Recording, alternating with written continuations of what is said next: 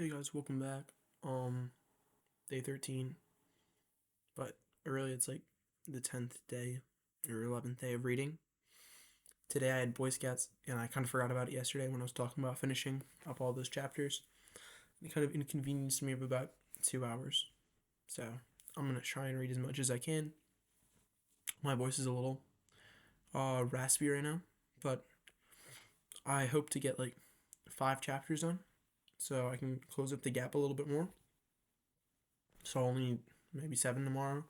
Hopefully I can get it done. Sorry. All right. So I'm going to get started.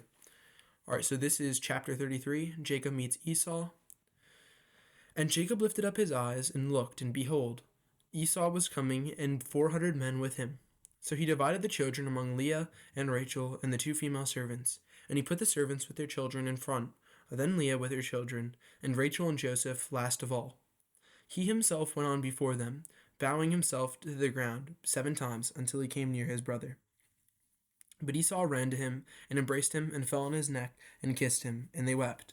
And when Esau lifted up his eyes and saw the women and children, he said, "Who are these with you?" Jacob said, "The children whom God has graciously given your servant." Then the servants drew near, they and their children, and bowed down. Leah likewise and her children drew near and bowed down. And last Joseph and Rachel drew near, and they bowed down. Esau said, "What do you mean by all this company that I met?" Jacob answered, "To find favor in the sight of my lord." But Esau said, "I have enough, my brother. Keep what you have for yourself." Jacob said, "No, please. If I have found favor in your sight, then accept my present from my hand. For I have seen your face, which is like seeing the face of God, and you have accepted me. Please accept my blessing that is brought to you, because God has dealt graciously with me, and because I have enough." Thus he urged me, and he took it. Thus he urged him, and he took it. Then Esau said, "Let us journey on our way, and I will go ahead of you." But Jacob said to him, "My Lord knows that the children are frail, and that the nursing flocks and herds are a care to me.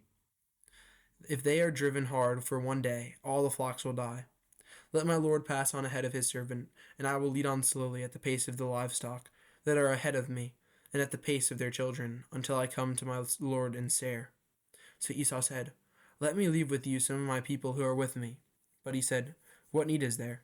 Let me find favor in the sight of my Lord." So Esau returned to the day on his way to Seir.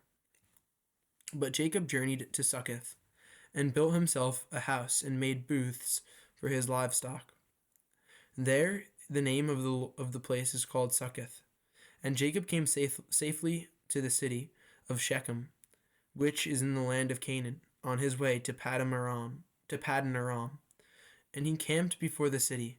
And from the sons of Hamor, Shechem's father, he bought for 100 pieces of money the piece of land on which he had pitched his tent. There he erected an altar and called it El Elohe Israel. Chapter 34. The defiling of Dinah. Now Dinah, the daughter of Leah, whom she had borne to Jacob, went out to see the women of the land. And when Shechem the son of Hamor the Hivite, the prince of the land, saw her, he seized her and lay with her and humiliated her. And his soul was drawn to Dinah, the daughter of Jacob. He loved the young woman and spoke tenderly to her. So Shechem spoke to his father, Hamor, saying, "Get me this girl for my wife." Now Jacob heard that he had defiled his daughter Dinah, but his sons were with his livestock in the field. So Jacob held his peace until they came. And Hamor, the father of Shechem, went out to Jacob to speak with him. The sons of Jacob had come in from the fields as soon as they had heard of it. And the men were indignant and very angry, because he had done an outrageous thing in Israel by lying with Jacob's daughter, for such a thing must not be done. But Hamor spoke with them, saying, "The soul of my son Shechem longs for your daughter. Please give her to him to be his wife. Make marriages with us. Give your daughters to us, and take our daughters for yourselves. You shall dwell with us, and the land shall be open to you. Dwell and trade in it, and get property in it." Shechem also said to her father and to her brothers, "Let me." Shechem also said to her father and to her brothers, "Let me find favor in your eyes, and whatever you say to me I will give you.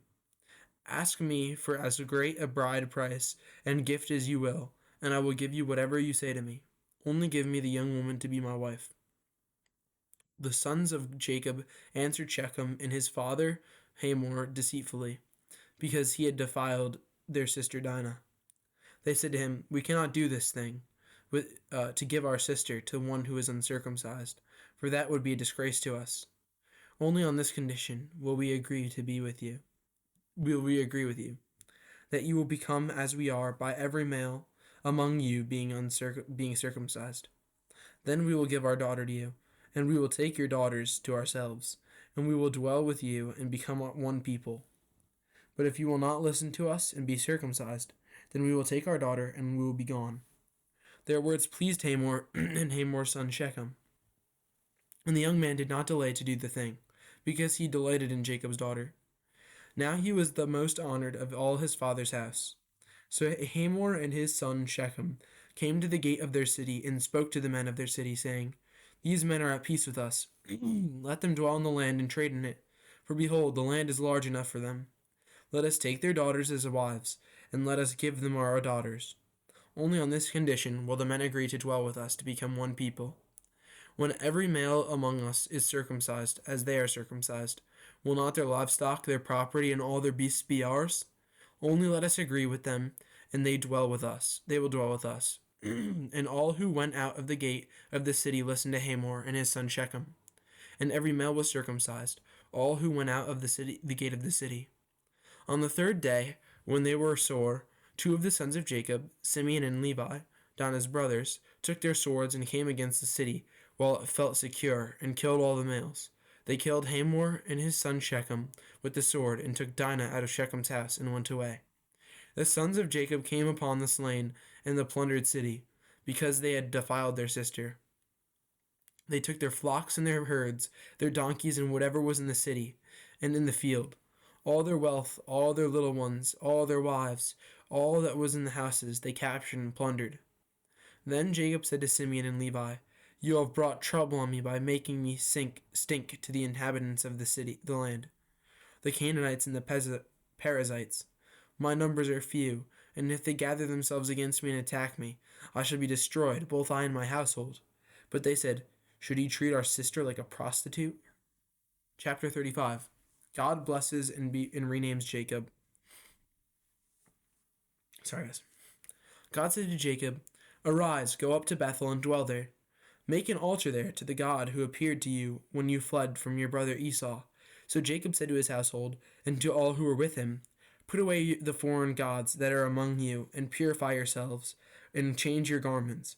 Then let us arise and go up to Bethel, so that I may make there an altar to the God who answers me in the day of my distress, and has been with me wherever I have gone." So they gave to Jacob all the foreign gods that they had, and the rings that were in their ears. Jacob hid them under the terebinth tree that was near Shechem. And as they journeyed, a terror from God fell upon the cities that were around them, so that they did not pursue the sons of Jacob. And Jacob came to Luz, that is Bethel, which is in the land of Canaan, he and all the people who were with him. And there he built an altar, and called the place El Bethel, because there God had revealed himself to him when he fled from his brother. And Deborah, Rebekah's nurse, died, and she was buried under an oak below Bethel. So he called its name Allon-Bacuth. God appeared to Jacob again when he came to Paddan Aram, and blessed him. And God said to him, "Your name is Jacob. No longer shall your name be Jacob, but Israel shall be your name." So he called his name Israel. And God said to him, "I am God Almighty. Be fruitful and multiply. A nation and a company of nations shall come from you, and kings shall come from your own body. The land that I have gave to Abraham and Isaac I will give to you, and I will give the land to your offspring after you." Then God went up from him in the place where he had spoken with him, and Jacob set up a pillar in the place where he had spoken with him, a pillar of stone. He poured out a drink offering on it, and poured oil on it. So Jacob called the name of the place where God had spoken with him Bethel. All right, the deaths of Rachel and Isaac. Then they journeyed from Bethel. When they were still some distance from Ephrath, Rachel went into labor, and she had hard labor. And when her labor was at its hardest, the midwife said to her, "Do not fear, for you have another son." And as her soul was departing, for she was dying, she called his name Ben-Ani. but his father called him Benjamin. So Rachel died, and she was buried on the way to Ephrath, that is Bethlehem. And Jacob set up a pillar over her tomb. It is the pillar of Rachel's tomb, which is there to this day. Israel journeyed on and pitched his tent beyond the Tower of Eder. While Israel lived in that land, Reuben went and lay with Bilhah, his father's concubine, and Israel heard of it. Now the sons of Jacob were 12. The sons of Leah, Reuben, Jacob's firstborn, Simeon, Levi, Judah, Issachar, and Zebulun. The sons of Rachel, Joseph and Benjamin. The sons of Bilhah, Rachel's servant, Dan and Naphtali. The sons of Zilpah, Leah's servant, Gad and Asher. These were the sons of Jacob who were born to him in Paddan Aram.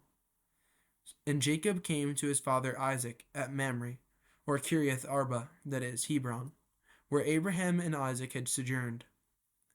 Now the days of Isaac were 180 years, and Isaac breathed his last, and he died and was gathered to his people, old and full of days, and his sons Esau and Jacob buried him. Esau's descendants.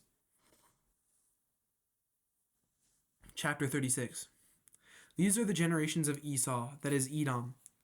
Esau took his wives from the Canaanites, Adah, the daughter of Elon the Hittite, Oholibamah, the daughter of Anah, the daughter of Zibeon the Hivite, and Basemath, Ishmael's daughter, the sister of Nebaioth, and Adah bore to Esau.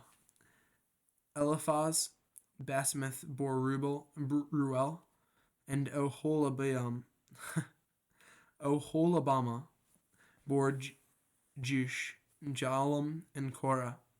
These are the sons of Esau, who were born to him in the land of Canaan. Then Esau took his wives, his sons, his daughters, and all the members of his household, his livestock, all his beasts, all his property that he had acquired in the land of Canaan. He went into a land away from his brother Jacob, for their possessions were too great for them to dwell together. The land of their sojournings could not support them because of their livestock. So Esau settled in the hill country of Seir. Esau is Edom. These are the generations of Esau, the father of the Edomites, in the hill country of Seir. These are the names of Esau's sons: Eliphaz, the son of Adah, the wife of Esau; Ruel, the son of Basemath, the wife of Esau. The sons of Eliphaz were Teman, Omar, Zepho, Gatam, and Kenaz. Timnah was a concubine of Eliphaz, Esau's son. She bore Amalek to Eliphaz. These are the sons of Adah, Esau's wife. These are the sons of Ruel: Nahath, Zerah, Shema, and Mizah. These are the sons of Basemath, Esau's wife. These are the sons of Oholibamah, the daughter of Anah, the daughter of Zibeon, Esau's wife. She bore to Esau Jush, Jalam, and Korah. These are the chiefs of the sons of Esau. The sons of Eliphaz, the firstborn of Esau, the chiefs Teman, Omar, Zepho, Kenaz, Korah, Gatam, and Amalek. These are the chiefs of Eliphaz in the land of Edom. These are the sons of Adah. These are the sons of Ruel, Esau's son. The chiefs Nahath, Zerah, Shalma, and Mizah. These are the chiefs of Ruel in the land of Edom. These are the sons of Basemath, Esau's wife. These are the sons of Oholibamah, Esau's wife. The chiefs Jush, Jalam, and Korah. These are the chiefs born of Oholibamah, and the daughter of Anah, Esau's wife. These are the sons of Esau, that is Edom, and these are their chiefs. These are the sons of the Seir, the Horite, the inhabitants of the land: Lotan, Shobal, Zibeon, Anah, Dishan, Ezer, and Dishan. These are the chiefs of the Horites, the sons of Seir in the land of Edom. The sons of Lotan were Hori, Hemam, and Lotan's sister was Timnah. These are the sons of Shobal: Alvin, Manahath, Ebal, Shepo, and Onam. These are the sons of Zibeon: Iha and Anah. He is the Anah who found the hot springs in the wilderness, as he pastured the donkeys of Zibeon his father. These are the children of Anah: Dishon, and Obamala, the son of Oholabama, the daughter of Anah. These are the sons of Dishon: Hemden, Eshban, Ethron, and Cheran. These are the sons of Ezer: Bilhan, Zavan, and Akon. These are the sons of Dishon: Uz and Aran. These are the chiefs of the Horites: the chiefs Lotan, Shobal, Zibeon, Anna, Dishon, Ezer, and Dishan. These are the chiefs of the Horites, chief by chief in the land of Seir. These are the kings who reigned in the land of Edom, before any king reigned over the Israelites. Bela the son of Beor reigned in Edom, the name of his city being called Dinhabah. Bela died, and Joab the son of Zerah of Basra reigned in his place. Joab died, and Husham of the land of the Temanites reigned in his place. Husham died, and Hadad the son of Bedad, who defeated Midian in the country of Moab, reigned in his place, the name of his city being Avith. Hadad died, and Samlah of Masrekah reigned in his place. Samlah died, and Shaul of Rehoboth of the Euphrates reigned in the place. Shaul died, and Baal-Hanan the son of Akbor reigned in his place. Baal-Hanan the son of Akbor died, and Hadar reigned in his place, the name of his city being Pau.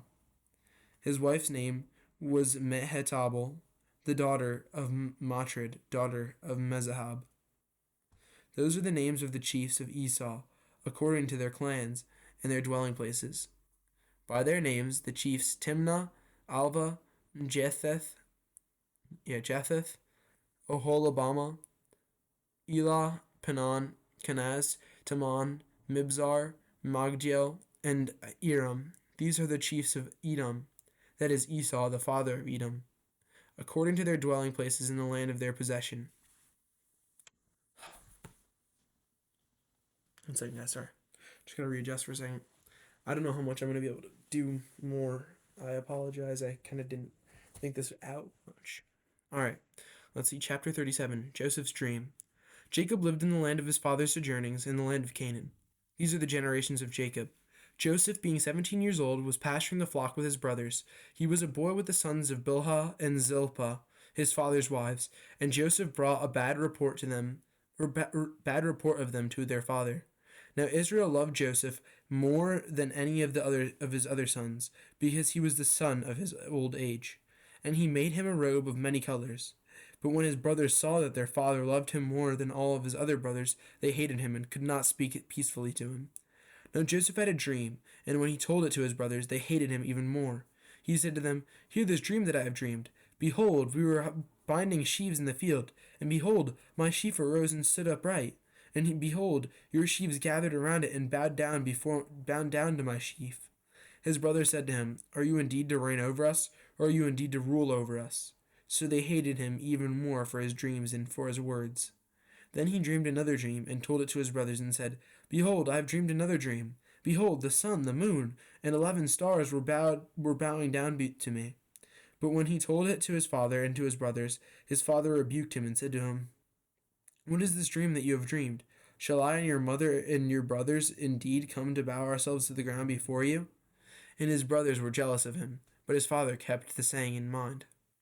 Joseph sold by his brothers. Now his brothers went to the pasture their father's flock near Shechem. And Israel said to Joseph, Are not your brothers pasturing the flock at Shechem? Come, I will send you to them." And he said to him, "Here I am." So he said to him, "Go now, see if it is well with your brothers and with the flock, and bring me word." So he sent him from the valley of Hebron, and he came to Shechem.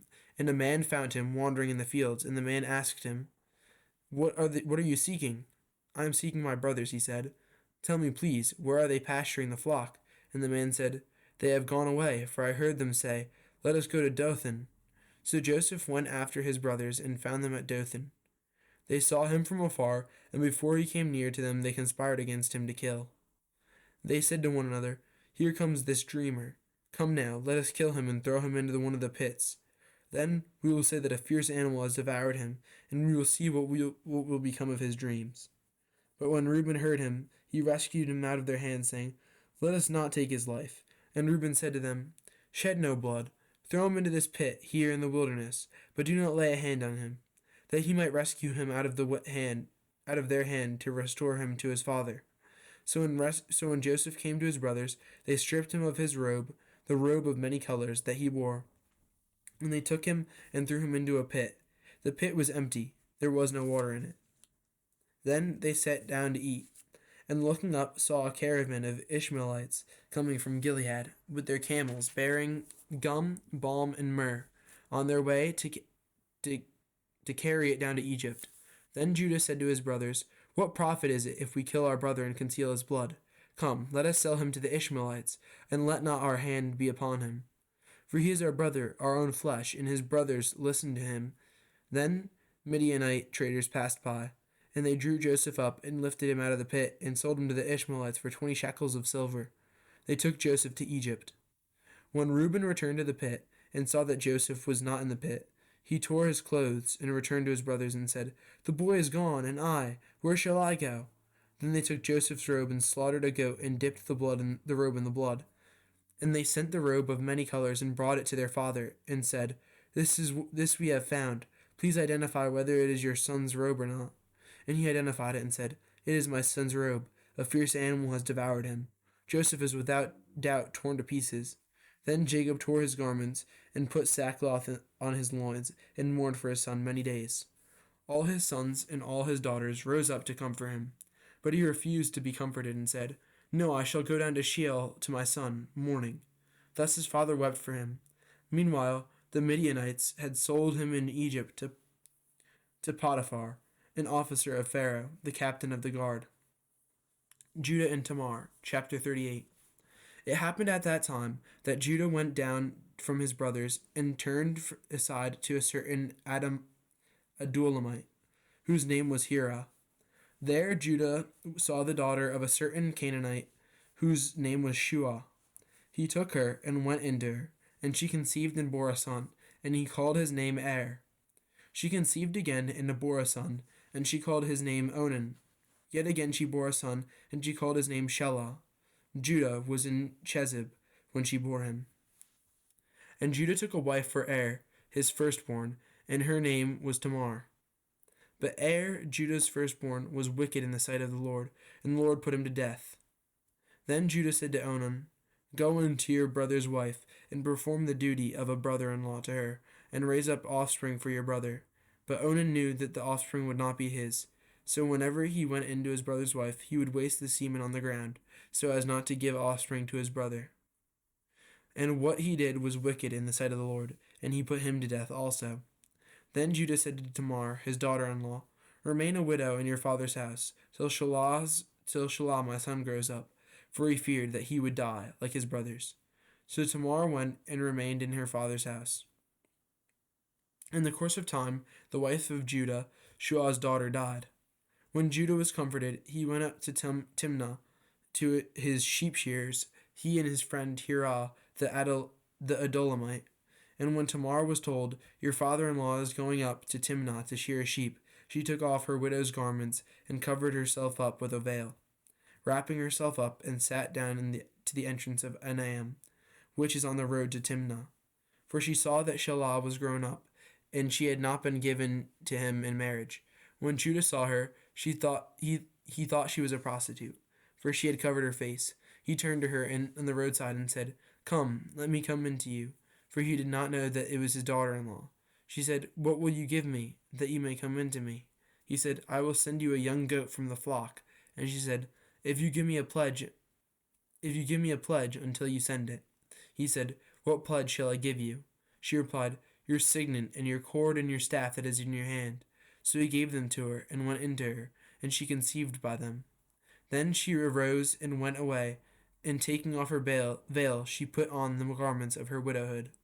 When Judah sent the young goat by his friend to the Adullamite to take back to the pledge from the woman's hand, he did not find her. And he asked the men of the place, "Where is the cult prostitute who was at Aenaim Enaim at the roadside, and they said, "No cult prostitute has been here." So he returned to Judah and said, "I have not found her." Also the men of the place said, "No cult prostitute has been here." And Judah replied, "Let her keep the things as her own, or we shall be laughed at. You see, I sent this young goat, and you did not find her." About 3 months later, Judah was told, "Tamar, your daughter-in-law, has been immoral. Moreover, she is pregnant by immorality." And Judah said, "Bring her out and let her be burned." As she was being brought out, she sent word to her father-in-law, "By the man to whom these belong, I am pregnant." And she said, "Please identify whose these are, the signet and the cord and the staff." Then Judah identified them and said, "She is more righteous than I, since I did not give her to my son Shelah." And he did not know her again. When the time of her labor came, there were twins in her womb. And when she was in labor, one put out a hand, and the midwife took and tied a scarlet thread on his hand, saying, "This one came out first." But as she drew back his hand, behold, his brother came out. And she said, "What a breach you have made for yourself." Therefore his name was called Perez. Afterward, his brother came out with a scarlet thread on his hand, and his name was Zerah. Alright, guys, I'm going to stop there. That's chapter 39. Or, I read up to chapter 38. I'm very tired, so thank you for tuning in.